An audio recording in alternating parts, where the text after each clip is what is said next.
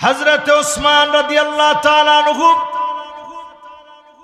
কবরের মাটি ধরে ধরে কাঁদতেন, আল্লাহ এই কবর না জানি কেমন হবে।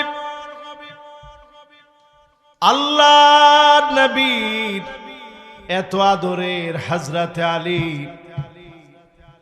কবরের মাটি ধরে কাঁদতেন আর বলতেন, মাকানুকা তাহতা তুরাব, আলী তোমার জায়গা হবে মাটির নিচে। যেই কবর কাউরে চিনে না ওই কবরের নিচে ঘুমানো লাগবে, যেই মাটি কাউরে চিনে না সেই মাটির নিচে ঘুমানো লাগবে।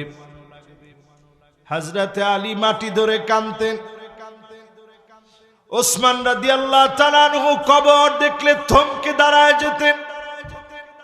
বিশ্ব নবী কবরের সামনে গেলে বলতেন, আসসালামু আলাইকুম দারা কওমিন মুমিনিন আতাকুম মা তুআদুন গাদাম মুআজ্জালুন ওয়া ইন্না ইনশাআল্লাহু বিকুম লাহিকুন।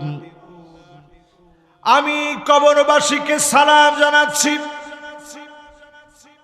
আল্লাহর ওয়াদাগুলা তোমরা পুরাপুরি পেয়েছো। অচিরেই আমি নবী তোমাদের সঙ্গে মিলিত হয়ে যাব। আল্লাহর ওয়াদাগুলা স্বচক্ষে আমি নবী ও আল্লাহর ওয়াদাগুলা দেখব।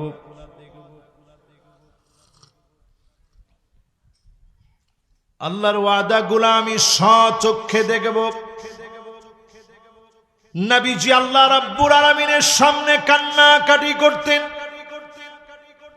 কবরের সামনে দাঁড়ায় নবীজি কাঁদতেন। আজকে যদি নবীর উম্মত হতে চান, নামাজটা ধরেন। আমার মা বোন সহ সবাইকে বলি, ইন্তেকালের আগে নবীজি আসসালাহ আসসালাহ বলেছেন, নামাজ নামাজ বলে আহ্বান করলেন। নামাজি যদি হতে পারেন কপালটা ঝকঝক করে উঠবে। আল্লাহর নবী চিনে নিবেন, শাফাত করবেন। যিনি ধন্য বানায়া জান্নাতি বানায়া দিবেন তিনি কে? ওয়াজিনা বিকা আলা